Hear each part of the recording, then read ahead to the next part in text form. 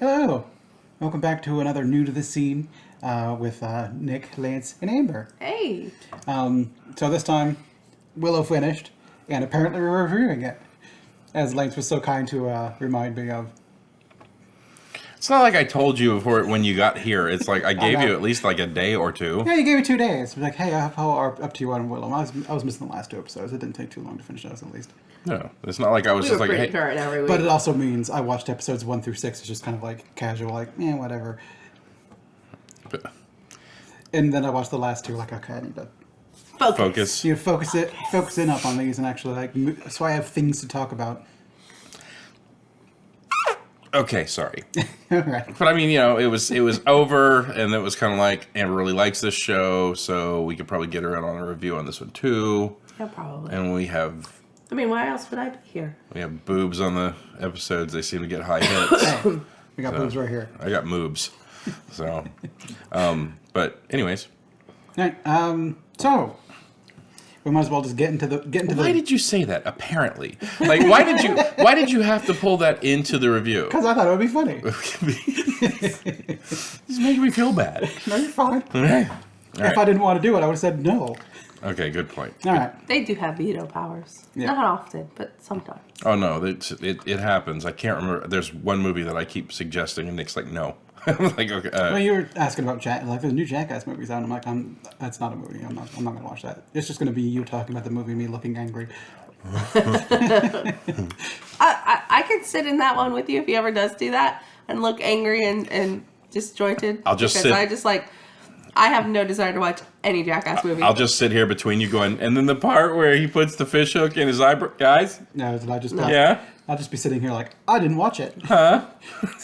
I'm just here for moral support, apparently. It's like my favorite movie I can't review because I know Nick will just be like, nah, and I can't take that heartbreak. Well, I mean, honestly, those might be zeros for me.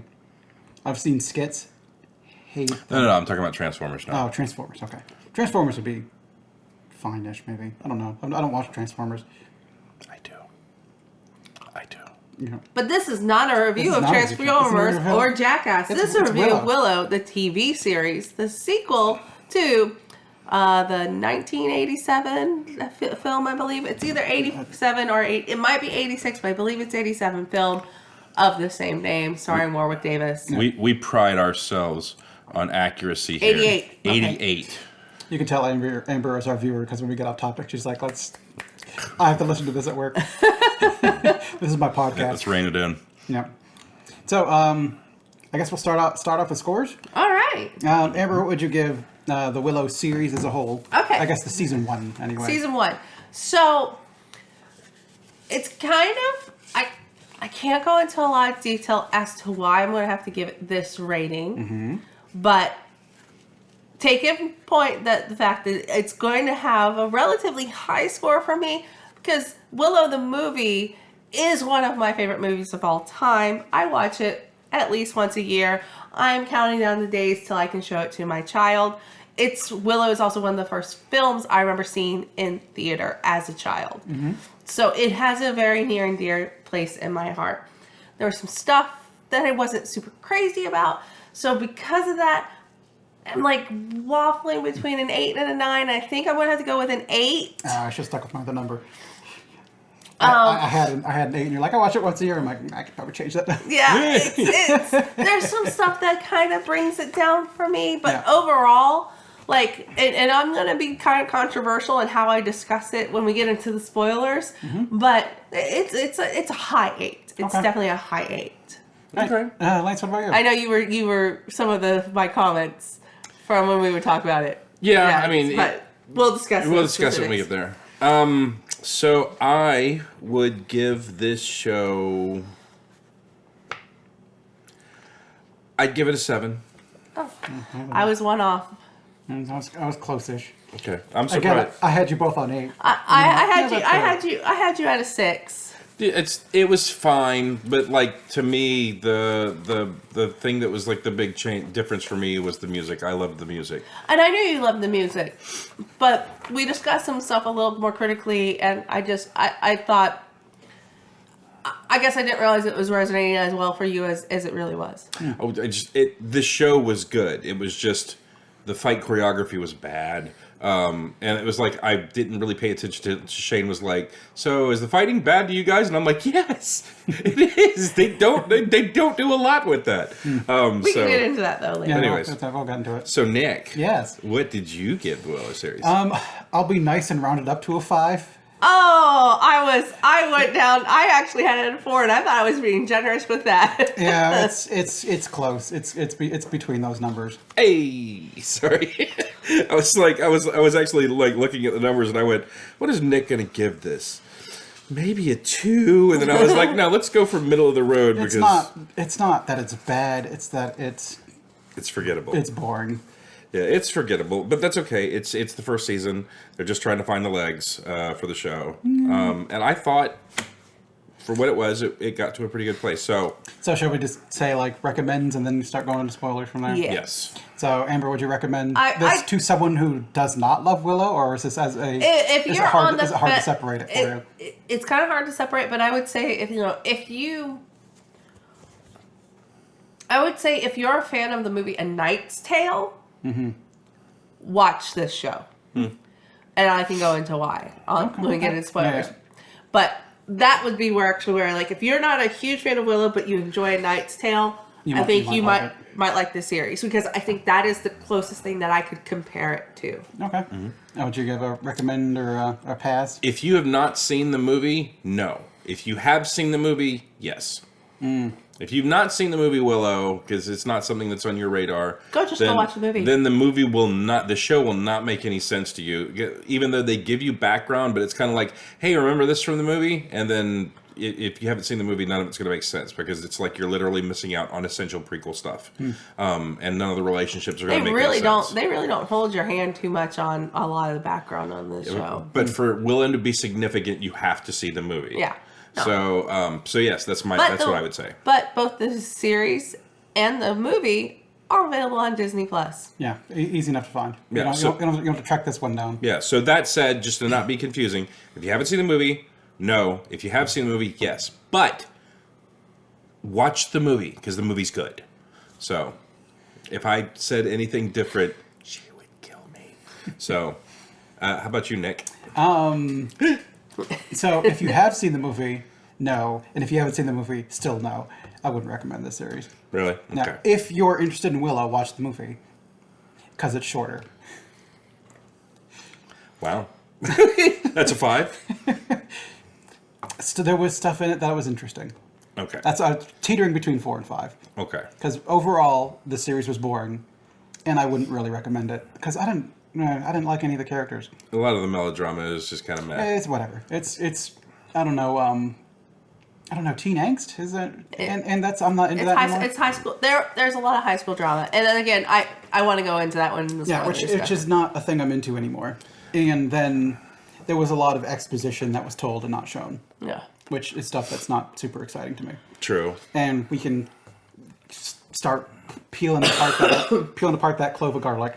Yeah. So here we go into spoiler territory. You've been warned, Yeah. and here we go. So right from the top, before we start getting in crazy shit. Give time to pause. Well, okay. Well, I mean, like I'm wasting time right now. Okay, right. So you had Ruby Cruz as Kit. Yeah. You had Ellie Bamber as Alora Dannon. Yeah. You had Tony Revolori. Hey, Penis Parker. As Graydon. You had Erin Kellyman as Jade. The only person that we can find that is in the trifecta of Disney properties. Yeah. She's in Star Wars, she's in Marvel, and she's in Willow. Oh, that's right. She was in Winter Soldier. Yep. And she was in Solo. I knew that one. I forgot about the Falcon and the Winter Soldier Yeah. because it was forgettable. It was. But she's the only one that we could, and those are like their 3 big kind of the franchises that they kind of have. 2 of which are Lucas films, and 1 of which is Marvel, and she's the only one. We a Marvel, Star Wars, and Willow. oh, Willow is is Willow a trifecta? yeah, but it was a big property that they did get from. That was a huge win. That was a huge win for Disney. Because like when they bought that stuff from Lucas, it's like, do they technically have Indiana Jones too? I don't think Indiana Jones is under Lucasfilms. I don't think he sold that one. I don't think they're under Lucasfilms. I think they belong to a different distribution. You're going to check that. I don't But know. anyways, you had Amar Chedha Patel as Borman. Of course, you have the ever beautiful Warwick Davis as Willow. Dempsey Brick, B-R-Y-K. Dempsey Bierk as Eric. And then there's a bunch of other people. So Joanne Wally is Queen Sorsha. Yeah, I can't miss that one. Don't hurt me. You also had Ralph Ineson as Commander Ballantine. Mm-hmm. And Then all the monsters. And then you had a lot of monsters. And then Adwoa Boa, I apologize, probably butchered that, is Scorpia, which It was the sister. that was the sister. Adwoa Boa. Yeah. That's a cool fucking name. Adwoa Boa. That's fucking awesome. Good on you. But- your parents named you. Really fucking cool.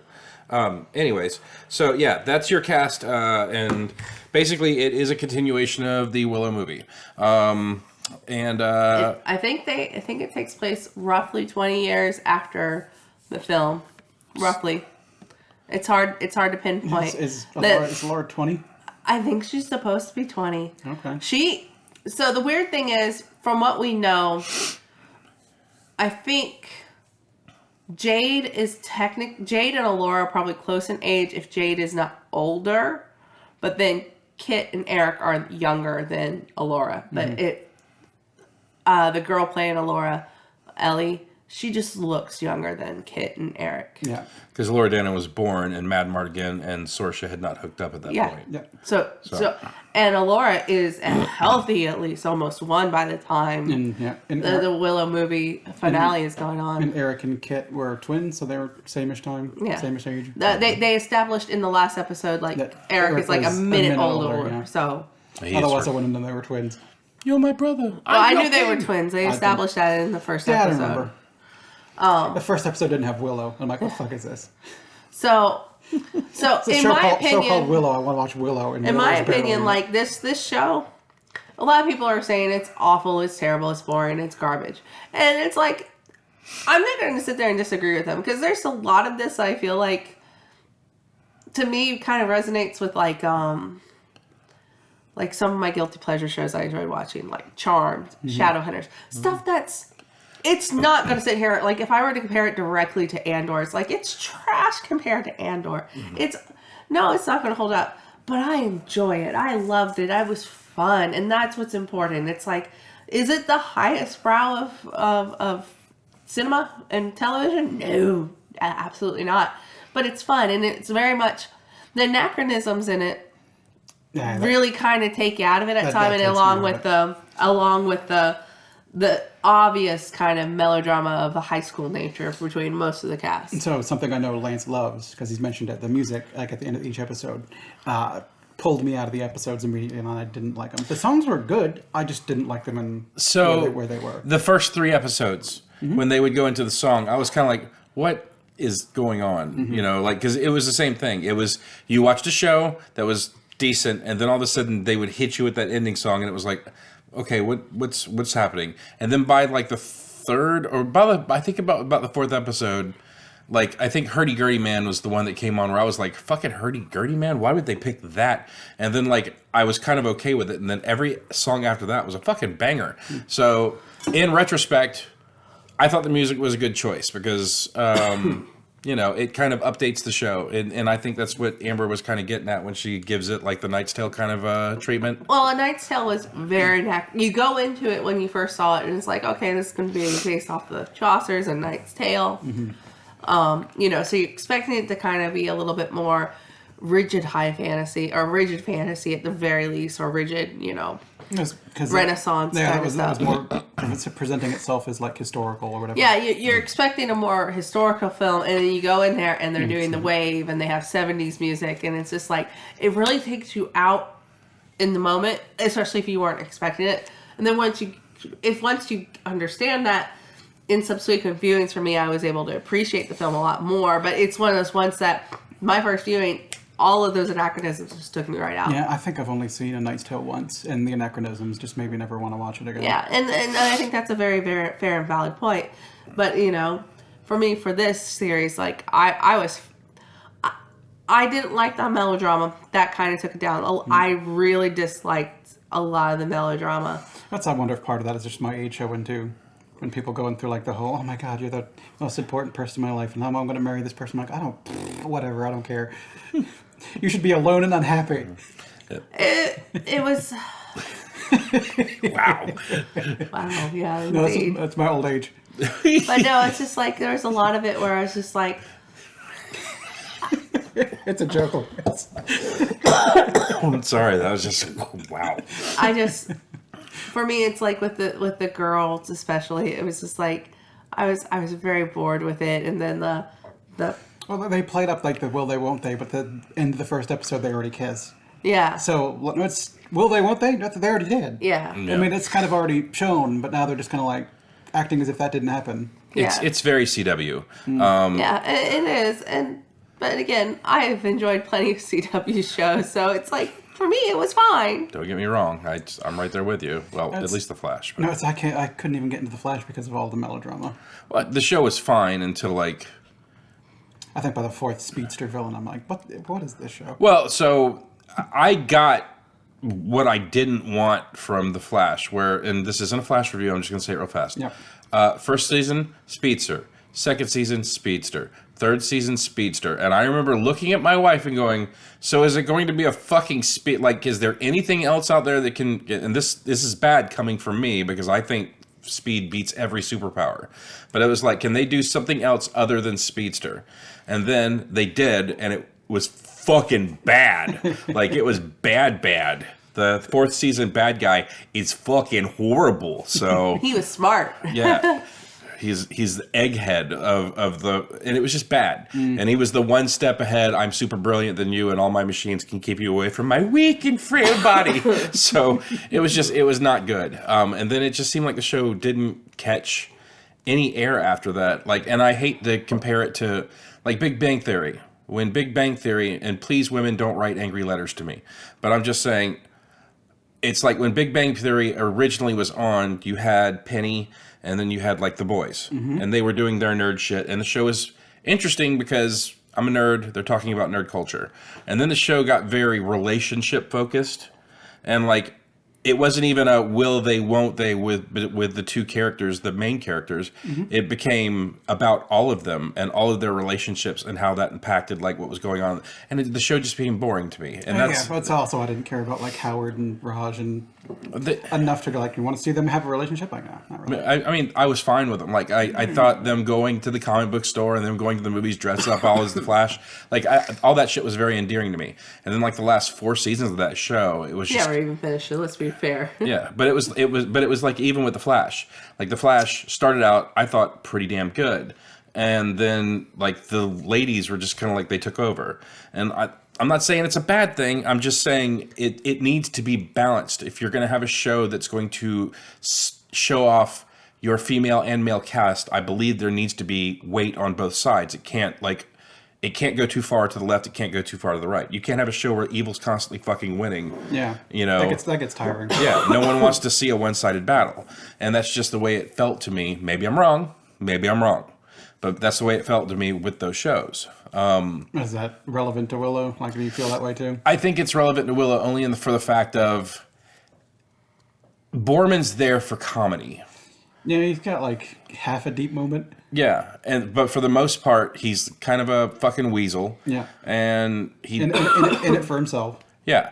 Then you have Willow. He's the heart of the fucking group, of course. But like, all the people watching the movie already know he's a fucking fake. He's a fraud.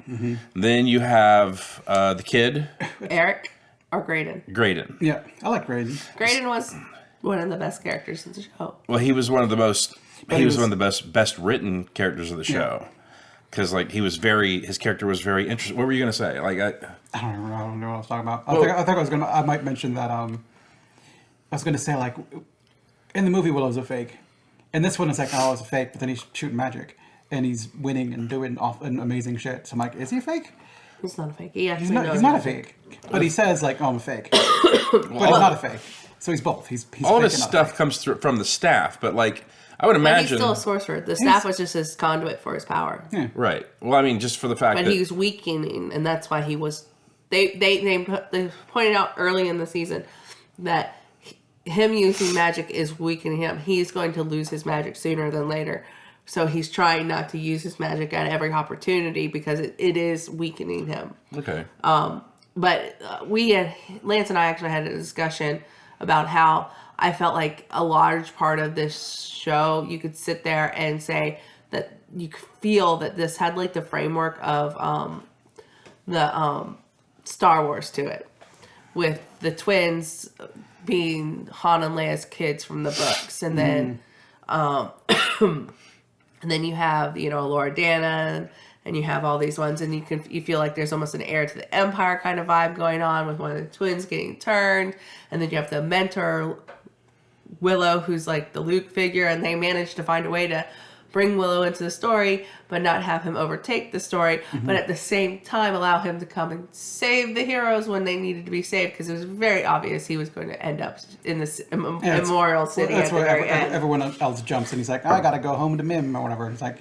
Mims, yeah. You're not gonna not have Willow in the end. You knew he was going to show up, but they put it in there. Which I don't know that the show should have really been called Willow anyway.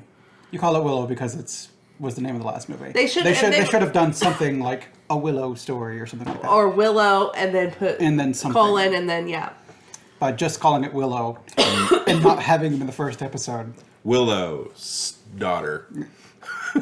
That's what it should be called. But I mean, they could have called the show. They could have called the show Alora.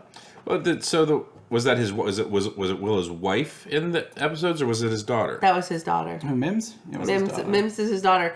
They tell you, I think, when they're crossing the Shattered Sea, he finally admits that his wife and children. Kaya got killed in an attack while he was away. Radok, his son, ran away after that, angry at his father, and he hasn't seen him for never since. being around. And then Mims is the only one that stuck around because it was Mim and Rhiannon, not Radok. So there's a whole story out there that I don't even know. They tell you about that in pieces through different parts. No.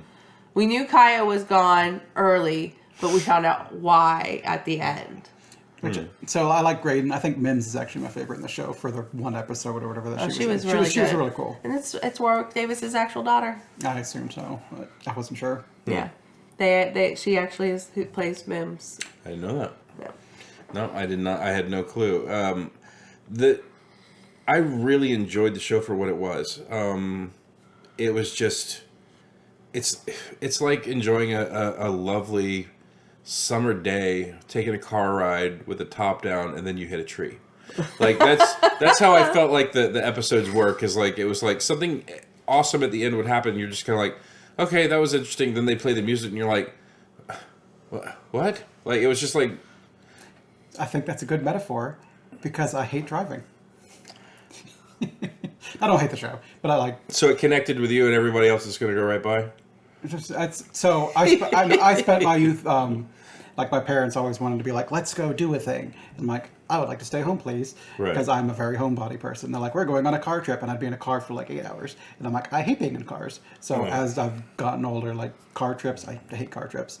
And if it's like, oh, it's 3 hours away, it's like, have fun. It's 30 minutes away. Arrivederci. Yeah, I'll be home, just alone in my own little box, hating stuff. It's like,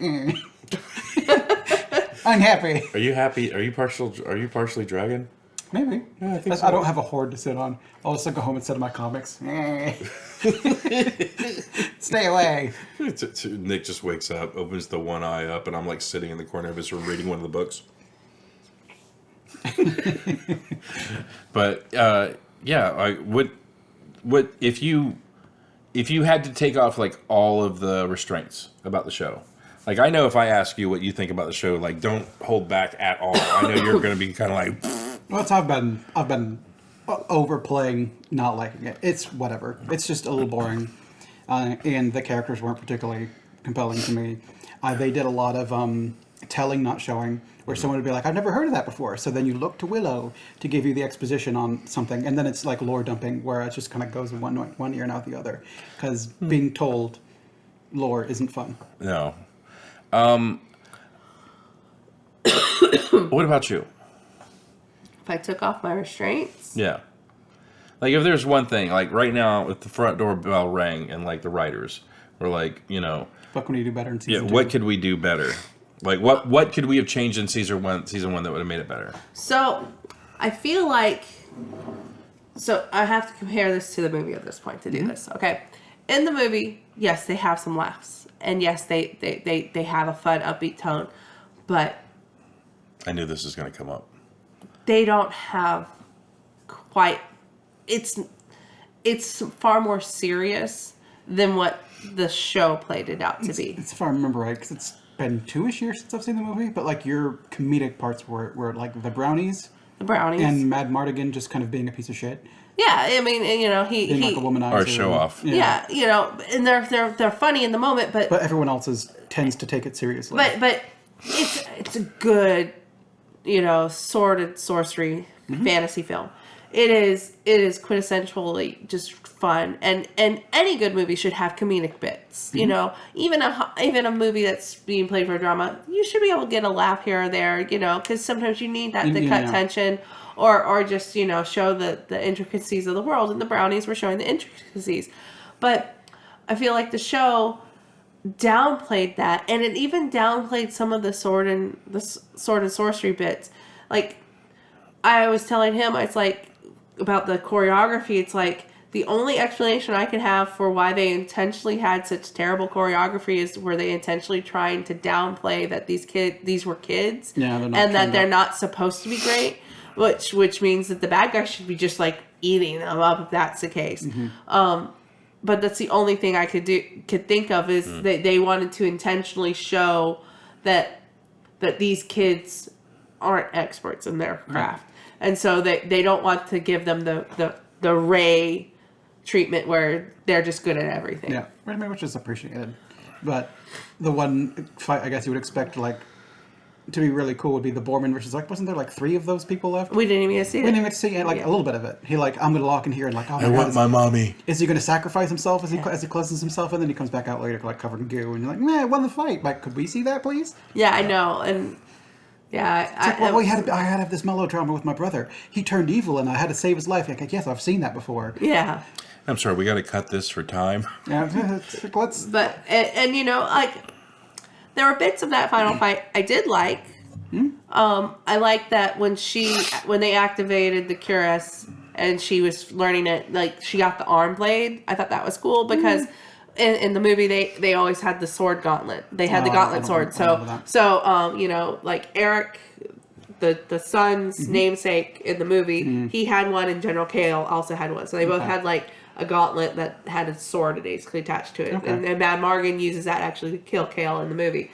So it gave me vibes of that. So I was like, okay, that's pretty cool. And then one thing I really liked was, I like the transition of the really cute chick who is the crone into the crone. But then once she was fully the crone, I hated the CGI because it's like the hair. I hate it was the hair. The hair looked weird. She's very gooey. So it stood out as bad as CGI in a bad way. Yeah, the CGI wasn't amazing, but also, I mean, it's a TV show. Yeah. But then Lance commented that he thought, like, he enjoyed seeing them play with the magic and showing like almost lightning bolt like. Yeah, it was neat. I liked how it would like zot towards a person. Yeah. Kind The of fork. Like, you know, like the pip. To me, it reminded me, and I didn't say it because I held this back because I knew you were going to want to be in this review.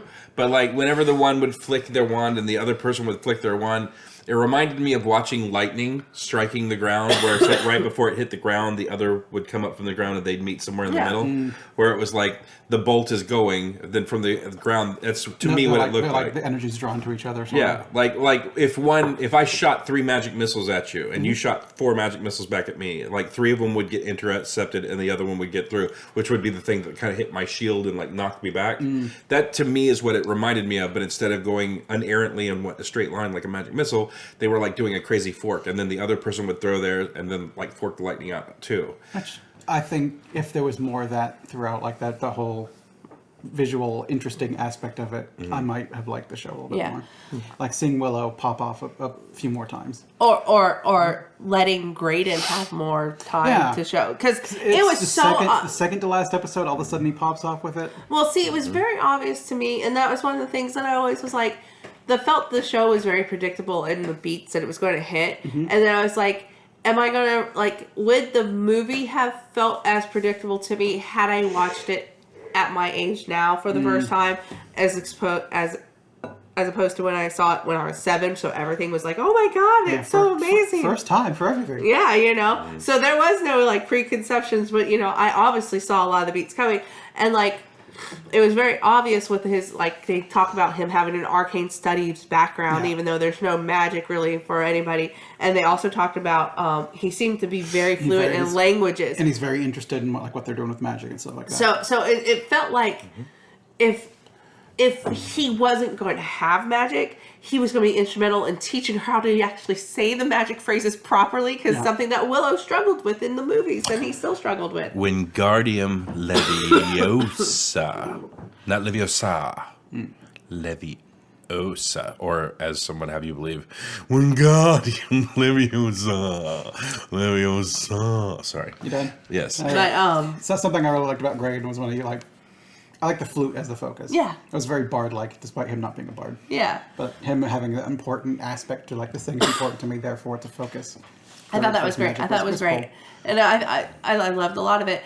And I did not believe for 1 second when he got thrown through that portal that he was gone. That's Again, painfully obvious the beats that they were going for. I don't even Very think predictable. I don't even think the crone's dead. Like in these movies, you have to like really show someone dead before I even think about believing that they're dead. Yeah. Somebody has to pick the head up and be like, hey, Dick, how's it going? It's like someone falls to the ground, someone else cuts off the head and go like, I cut their head off, and they throw it into a piece of like a fire. Yeah. You're like, that person's probably not coming back. So, for you, what you're saying is the person has to die, get chopped up by a sword, and then Ghostbusters have to come in, put their soul in a trap, and then put it in the fucking thing. They're probably not dead then. It's, okay. With how often they try to bring people back and family members and stuff like that. I mean, it depends on what you're watching. Like Lord of the Rings, someone gets shot and like they're dead. But when you're watching something with like a TV series and they're like, oh, this guy just got like near the end, he got zapped through a portal. I'm like, he's coming back in the next season. Yeah. And they didn't even like. They didn't even wait to reveal it next season. Yeah. They're just kind of like, he's coming back. Yeah, they totally showed it, which I was fine with, because it's I expected him to be there. It wasn't a surprise. You want to entice people so that you'll get the second season, because they even showed like the volume 1 and 2 more volumes sitting right next to it. This is a 3-season story. Come on, guys. Yeah. What show is this? Willow.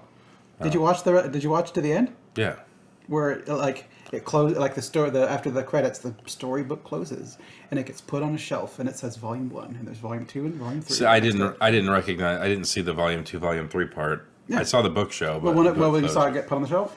Wait a minute. Are you talking like post-credit scene? Kind Yeah, of it was thing? post-credits. Okay, I did not see the post-credit scene. I did not see it the night we watched it. I saw it later. So after the credits roll, you know how they do that storybook thing? Right. It closes like it's a book, and then the person picks it up and puts it on the shelf.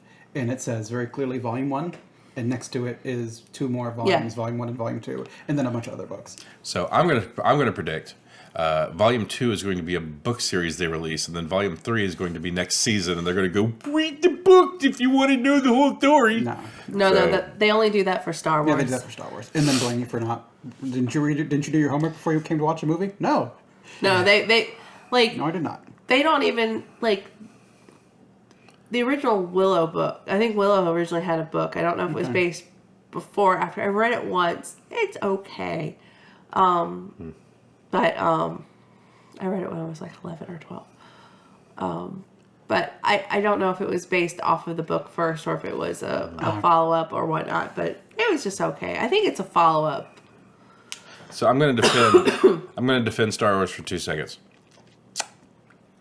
The whole thing about you should have read the books before you watched the movie, and that way you would have the complete story, is right after they went and said the extended universe of books, like none of that's canon. Mm-hmm. All of that goes away, and all the nerds are like, "Man, all the fucking book that we read, and it's all this you're throwing away all this stuff." And then They wrote their own books and went, okay, nerds, you like fucking reading? Read this book to get the rest of the story. And then everyone was like, I gotta read. So as a counterpoint, Uh-huh. if you were to take something from the expanded universe and slap it into a movie, it better be in the movie. They can be like a completely unrelated adventure. Don't assume I know that when that person walks in. If they walk in and it's relevant to the movie, tell me it in the movie. Yeah. And don't just be like, who's this didn't purple haired chick? Yeah, and why is she important? Because she's Laura Dern. Or be upset when you're not like, I don't like this character. But like, oh well, if you had read. Yeah, and I got told that more than once. Yeah, it's like, well, you don't like this character. Well, in the expanded fiction, they're much better. So if you have someone from the expanded fiction who's awesome, bring him into a movie, never explain any of that backstory, and have him be an asshole. I'm gonna be like, man, that character's an asshole, and someone would be like, but did you read all the fiction? No. No, and my counterpoint to that was I read some of the extended universe Star Wars stuff or the new extended universe Star Wars Before she reveals what she's going to say, I'm going to quote what Amber said after she finished one of the books. This book was garbage. and I went, what? And she goes, it is so hard to read. It's like a bunch of unconnected like thoughts and like it's so bad. And I was like, is it that bad? Are you fucking with me? And she's like, no, this writer's bad. I was like, oh, okay. I was like, you want to read any more books? She's like, no, I don't. So I read one of the books, and I know there are plenty of people who enjoy this one writer. So I'm not gonna sit there and trash the writer by name, but the books I did not connect to the one book. I thought it was hot garbage. I wanted to throw my phone against the wall as I was reading it. It was that bad. I was like, I can't believe I'm wasting my time reading this. It's terrible. To the point where I was like, I don't want to read the other books. If this is the kind of stuff that's being greenlit for the start of the new stuff, I don't want to get invested in it. Yeah, that was her quote. Sorry. No, it's all good. It's cold outside. Everyone's fucking sick now. That just seems to be the new fucking thing. Everyone just stays sick now, so it's all good. Lean away from you. Oh no, I'm in the middle. Amber, it's like she's coming back down. But no, it's that I remember her reading the book. Like she was just sitting there, like reading, like in the bathroom, in bed, sitting on the couch right before work. She was just going through and reading this book. And then I remember her go, that book was garbage. And I was like, really? Which I guess props for finishing it. Because if I read like a couple chapters into something, for me to be reading anything in the first place is already an accomplishment. And for me to finish a book, that's got to be like it. Yeah, I can't make it through books if they're not well written. One of my favorite movies of all time is Who Framed Roger Rabbit. Love the movie. Love it. Yeah. And then I went back and read Who Killed Roger Rabbit, which was the book that was based. Who Censored Roger Rabbit? I think maybe it was Who Censored Roger Rabbit. I don't know. I think it might have been Who Killed Roger Rabbit. But anyways. Yeah, maybe. I went and read that book, and that book fucking sucks. The movie, so much better. But yeah, I wanted to know more about it, and I went and read that book, and I was like, there was nothing, like it was hardly similar at all. Like it had some great ideas that they didn't do. But yeah, it was Who Framed Roger Rabbit was based off blah blah blah. Who Censored Roger Rabbit? Okay, no, you're right. Gary K. Wolfe, Who Censored Roger Rabbit. I thought it was Who Killed Roger Rabbit. But because he was fucking dead the entire book. Yeah, his stunt double or whatever is the one that. Yeah, it was. The only thing I know about that book was from Actually, when they talked about it. It's like he's like an echo, or he's a memory, or something like that. It's like for their comic strips or whatever, you've summoned your stunt double. Yeah, and that's essentially what it was. But the real one died, so now the stunt double was going to help solve the crime. And after so long, then they start like to dissolve and everything. But it was like I read that book a long time ago. But I remember reading that book, going, "The fuck!" And then like I got to the end of it, and was like, "What?" Like I think Spielberg read the book and was just like, "I really like this book. I like the idea, but we're not doing like any of this." Yeah. But yeah, getting back to Willow. Yeah. I agree with you 100%. Like it was very CW. The fight choreography, bad. Music selection, great. The bad guys were fucking great. They were cool. They were great creature designs. Very interesting. It'd have been cool if they had like development or something. But I guess they were just monsters. Yeah, Yeah. they were just minions. Yeah, they didn't really do anything. I would like to see something more. Now, I don't want to see it to Ray's level where it's like you have the reluctant hero. It's just like, I can't do it. And then all of a sudden they're like, I can do it. I'd like to see something more than that because Ray kind of had that track, but it also... She went from I'm a nobody to I can fucking do all of it by the end of the movie. That's like on a power scale. She went from like, she started at an 8 and she ended at a 10. I'm like, well, that's not development. Yeah, that's not much of it. That's not much growth. She started amazing and ended amazing, so. Thank you. But the Penis Parker was very interesting character. Source's children, I didn't give a shit about either one of them. Like, I didn't care about Kit. Like, they were all such fucking major tools to each other in that show. They were all rude to each other. No, like, the only thing I liked about Kit was I understood and I appreciated that they wrote in that 90% of her problem with Allura was the jealousy over what happened to her father. And I want to go into the whole Mad Mardigan thing because I absolutely love how they did the Mad Mardigan thing because they took to heart that Val Kilmer, where he is still alive, he is not very well, he's had a lot of problems with his throat, and he can't really talk for very long periods of time. So did Mad Mardigan go into that like glowy portal thing to fight the worm? Is that why he's gone? That is what's insinuated when they're in the Skellen Mountains. Okay. But you see the worm at the end of the show, and like I didn't see Mad Mardigan anywhere near there, and it looked like fucking Rainbow Road from Dragon Ball. Well, I mean, they also walked in, and it kind of gave the heavy hint that that place is kind of illusory or whatever. Yeah. So you could be trapped in some sort of weird illusion and not actually part of whatever. So, so they took great care to be like, they wanted to have him in the story, and they obviously probably thought originally they wanted to have him, the actor, in the story, in some way. Yeah. It was completely impossible. So I thought they did a very well job of. I think Mad Mardigan, with the growth that he had in the movie, would be very much the kind who would be like, yeah, I have a family and I love them, but he understands the importance of Allura almost as much as Willow does. So would he go to the ends of the earth to try to find a way to make sure she stays safe still? Probably. Yeah.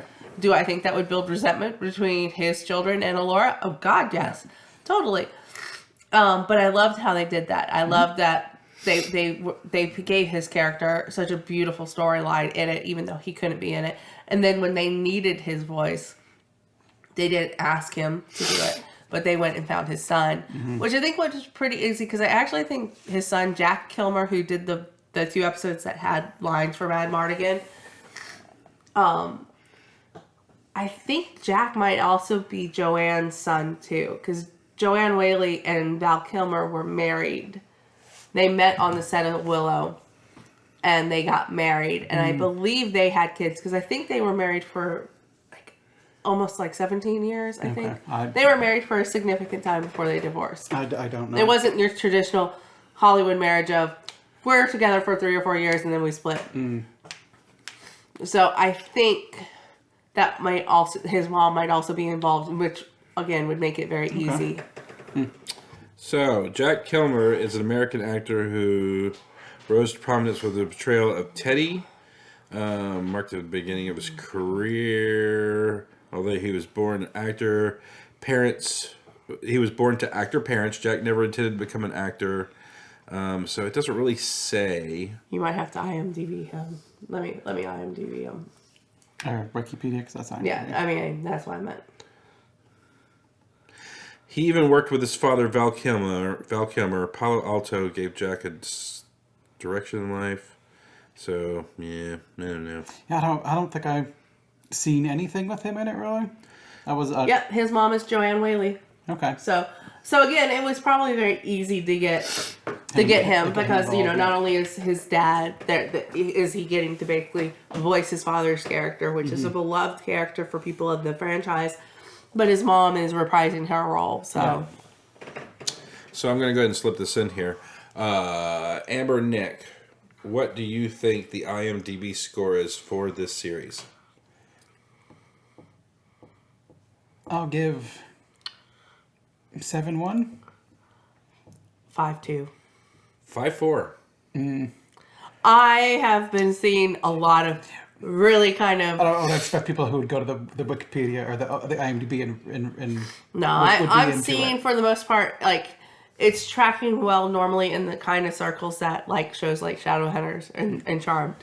So it's kind of hitting me in the right thing. So 5-4. I think 5-4 is about right. Yeah, so the thing that kind of alarmed me was, so Amber and I will watch an episode, and there's this guy we mentioned him before. Ryan Airy with Screen Crush. Yeah, Screen Crush, Ryan Airy, he's great. Go watch him if you haven't seen any of it. He was doing Willow, like 51 things you didn't notice in episode 2 of Willow, and we got up to around episode 3 or 4, yeah. And then he stopped doing it? And then he just stopped doing them. Oh, and then Amber's like, well, maybe he's on vacation, or maybe he's like not, maybe. And then like the next day, it was like It's not 38 things you missed in the Quantum Mania trailer. And it was like, well, he's obviously still making. I went and looked, and the amount of views he got compared to other videos was significantly lower. Not worth the effort at that point or whatever. Yeah, Yeah, so- casting the net was harder than the fish he was catching with it. So, yeah. But we were watching it, Ryan, so... I wasn't.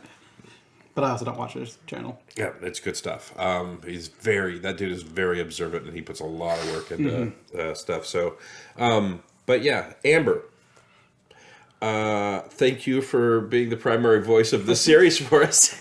Which is good. I'm glad you're here because it would have been me sitting here looking at Lance and hoping Lance had stuff to talk about with the series. Yeah, when you went back to check your phone in the bedroom, I was like, I asked Nick, I said, so did Amber say she's going to be in this next review? And he goes, I sure hope so, or it's just going to be you talking about it for about 20 minutes. And I went, oh, okay. So, but yeah, I think the show had a lot of member berries.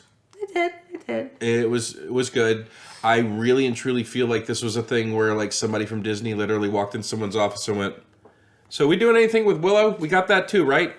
I mean, it's on the face of it, like, do you want to see Warwick Davis as Willow? Like, yes, absolutely, I want to see Warwick Davis as Willow. That sounds amazing. And then they put this thing out, and I'm like, Warwick Davis as Willow. That's great. Could we get some more Warwick Davis as Willow, please? Yeah. No, he's very... Like, well, don't you want to follow Mad Mardigan's kids? Not really. What about Elora Danon? It's like, I know she's important, but not super interested in her. Maybe if Willow's like, it's call the series Elora Danon, and that would be like a Willow story. That way, it's not plastered the name Willow. Yeah. In the center frame. I will say, above board, one of my favorite people that they introduced, and I use the term people very loosely, Gregory. I loved Gregory. Was the troll? It was the fish. The mud skipper that was pulling there. Mudfish. Okay. That Graydon was bonding with, and then he's like, I let him go. I think It was it's... so sad. I and his think life didn't have meaning. Like, are you talking about him? Are you talking about you? I think he's going to be the new Tad Cooper. You never watched Gallivant, did you? I did, but he's the one that was the dragon one. The king that had the dragon that everyone's I like, it's just a believe in lizard. you, Tad Cooper. I think he's going to be the new Tad Cooper. Because like Amber said at the end, whenever dude got zapped to the gate, and she's like, oh, okay, the worm's going to use him to like basically use his power to like, and she goes, Lance, do you think that the mud skipper's going to be able to bring him back? And I went, if anybody can, it would be him, I guess. So, Muddy Mud Skipper's going to come back and bring him back from... I mean, it was a very cute creature design. Again, going back to the fact that whoever was designing the creatures was great. And I did like the design of the trolls. Or the trolls were straight out the same design as the movie. As the movie. And if at the very scene when they show you that Graydon's back and they cut back to the army that's behind Elora. Oh yeah, you had the troll, the two-headed thing. You had the two-headed, like, I always have called it a Hydra my whole life because it's multi-headed, but... That's like a bubble-headed Hydra. I thought we did skip. Christian Slater was in it, and I liked him for Allagash was pretty cool. for the small bit of time. Was he in the original movie? Or No. They just bring Christian Slater because he's same era as Val Kilmer. I think it's because he was same It's just era as because he was Val Kilmer. available. But I also like that he kind of showed up and was kind of like roughhousing with Borman a little bit. Everyone else was like doing their own thing, and then the background's like wrestling. That was funny. So I enjoyed Borman. I felt like they were trying to give the comedic bits that Mad Mardigan used to have to him. to Yeah. Borman. Yeah. I think it's what I didn't like about it because it kind of felt like, do you want Mad Mardigan? Have Borman. It's like, well, don't pawn it off on this poor guy.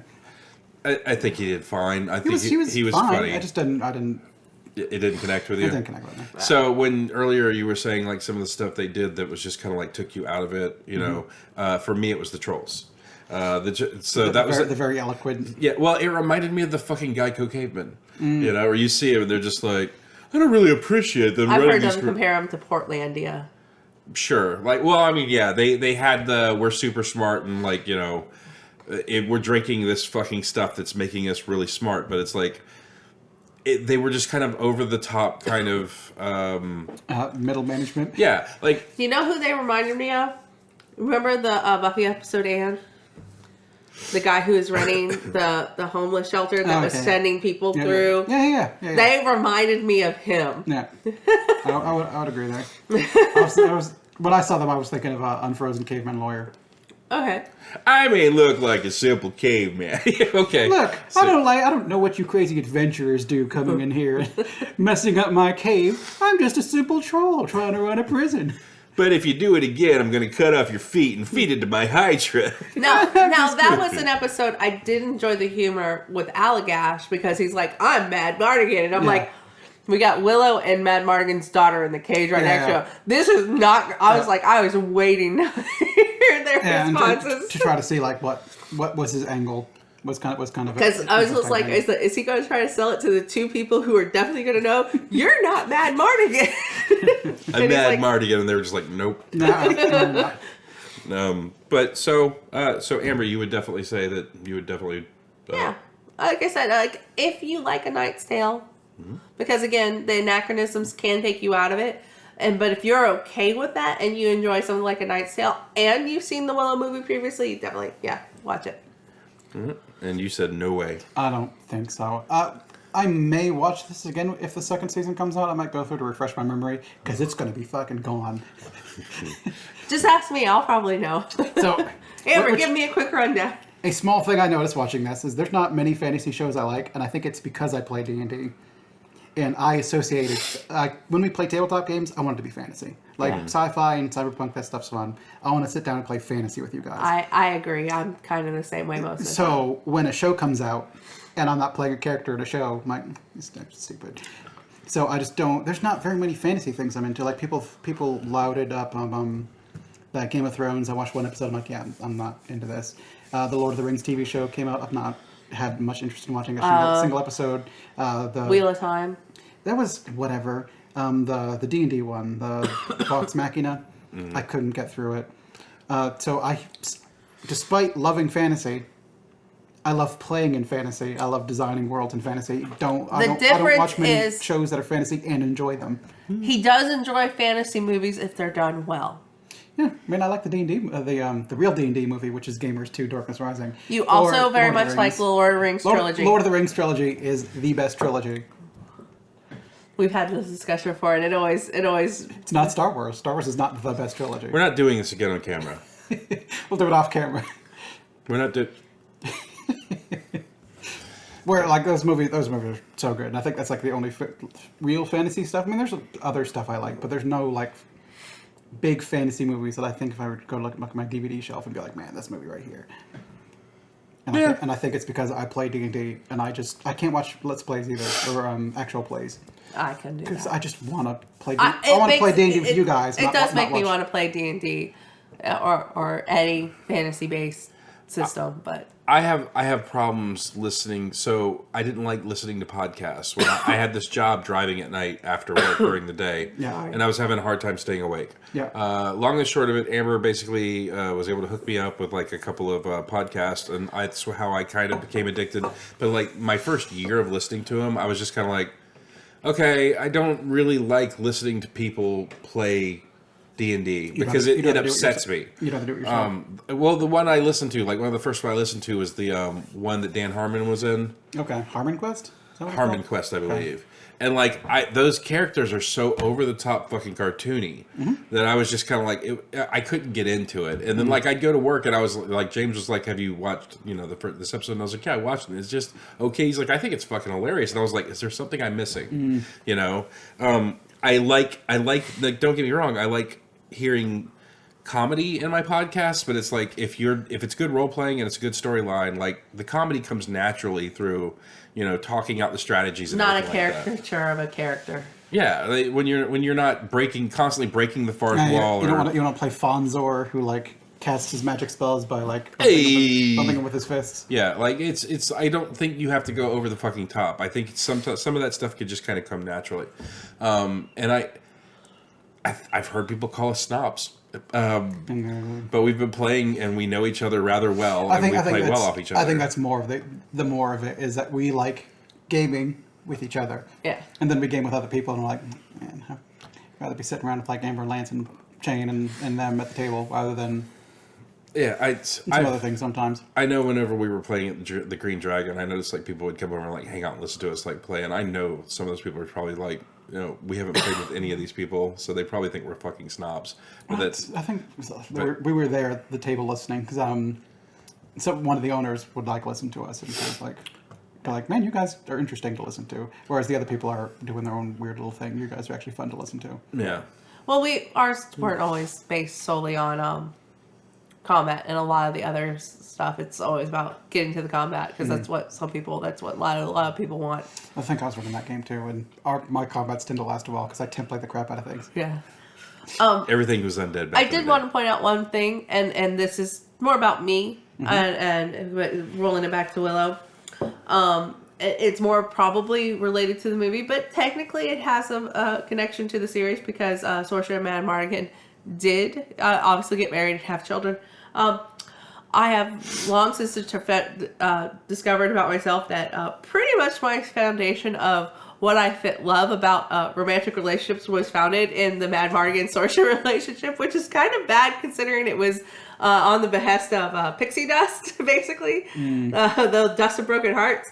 So it was a magic love potion that kind of made them fall in love, but then they really did fall in love. But the whole kind of bad boy, but badder girl, really, in a way, it's like my foundation. I'm like, I think this is a perfect relationship. Yeah, that says a lot about me, doesn't it, Lance? I was a bad boy. No, you weren't. She doesn't even remember meeting me.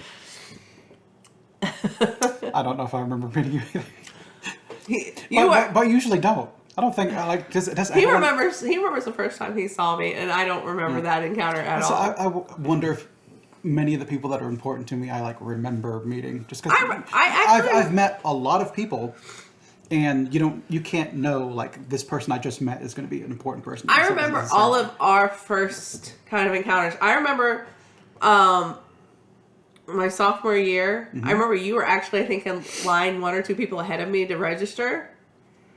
But you wouldn't have known that.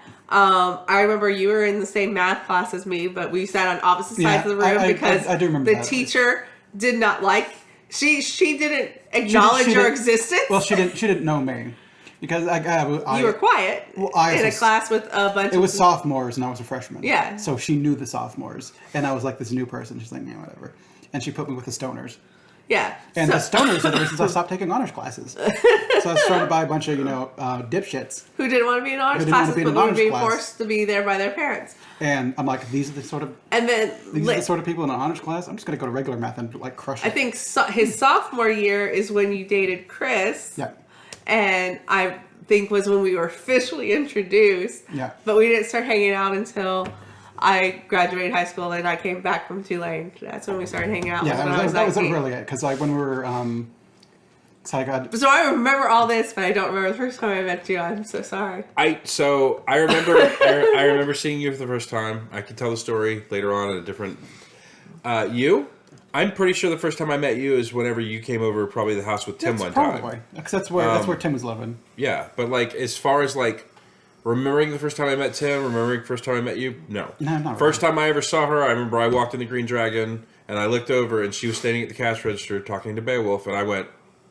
So I just walked near and listened to them. I just heard them talking, and then like I heard them talking about D&D, and I was like, oh, playing a D&D game, huh? And they were like, yeah. And I was like, hi, my name's Lance, and everyone went, okay. And kind of turned around and walked off. And I was like, So romantic. yeah. Well, I mean, she was just like, okay. And I was like, yeah. And then, like, she walked off, and I looked at Beowulf and said, who is that? And he's like, that's Amber. And I was like, oh, cool. And I said, she's in one of your games? He's like, yeah, she's in my Wednesday game of D&D. And I went, cool. Can I play in your Wednesday game in D&D? And he goes, I don't have any room in my Wednesday game. You can play in my Thursday game. I went, does she play in the Thursday game? He goes, no. I said, I really like to play the Wednesday game. And he's like, yeah, just show up Wednesday. We'll fit you in. So, but yeah, but me, first time I laid eyes on her, I totally remember it. Her, he did not exist. But, to be fair, I was used to a lot of unwanted attention at that particular store, to the point where I basically always had like blinders up, because I remember being 16 at the Green Dragon, and some of the neckbeard, mouth breather types were taking bets.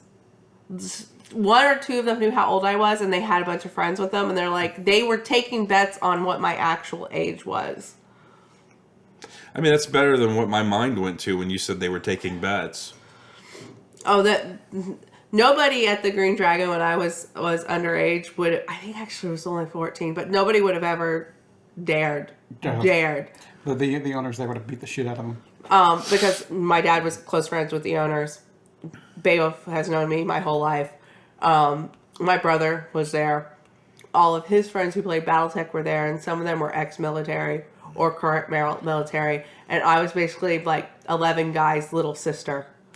So if anyone tried to do anything inappropriate, they would have gotten curb stomped. The first time back when the Green Dragon was in Charlestown Square Mall, I remember when I went in there one time and I was looking at comic books and stuff, and like Scott was sitting behind the register, kind of like looking at something. And I remember I walked over to him and went, "You got a lot of cool stuff in your store." And he's like, "Thanks." And I said, how do you deal with like shoplifters here? Because it doesn't really seem like you watch anyone as they're like walking out the door. And he went, no one steals from the store.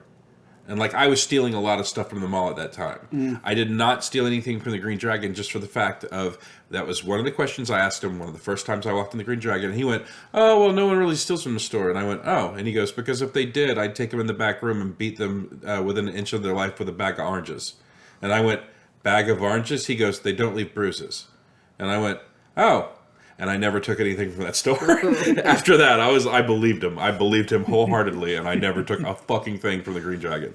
But anyways. So Lance, would you recommend? Yes. Would you recommend Willow? If you've seen the movie, yes. If you've not seen the movie, just see the movie. The movie's good.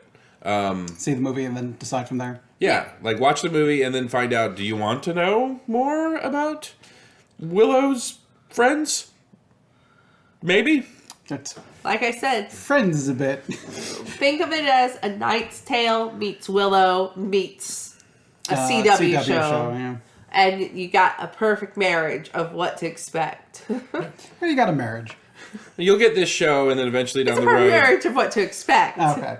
So you'll get this show, and then the 2 other seasons of the show possibly from the book, and then I'm sure they'll do a prequel of like In the Kitchen with the Lord Dan, and she'll be like, "Today we're making beef stew," because I was a fucking scullery maid for 20 years apparently. So, anyways, Is there anything else we want to add to this? No. We want to bookend it. Like as you were asking me, I was like, I was going to talk about the D&D thing because there's not many fantasy shows I like. So, yeah, stay tuned. Soon we're going to be doing our own little fantasy podcast. Where we talk about shows Nick doesn't like. No. I think he's talking about role-playing podcasts. I wouldn't worry about that for now. But Because who knows when that's going to happen. But we're going to do it, and I want to start hyping it up now, so, you know. I'm sure your avid viewer will be aware of the podcast. At some point time in the future, we want to do podcasts, but at some time in the future. Yeah. So, anyways, thanks for watching our Willow expose. A Willow review. Willow review. Willow. Willow is something we watch together. Yeah. So, anyways, bye. Good night.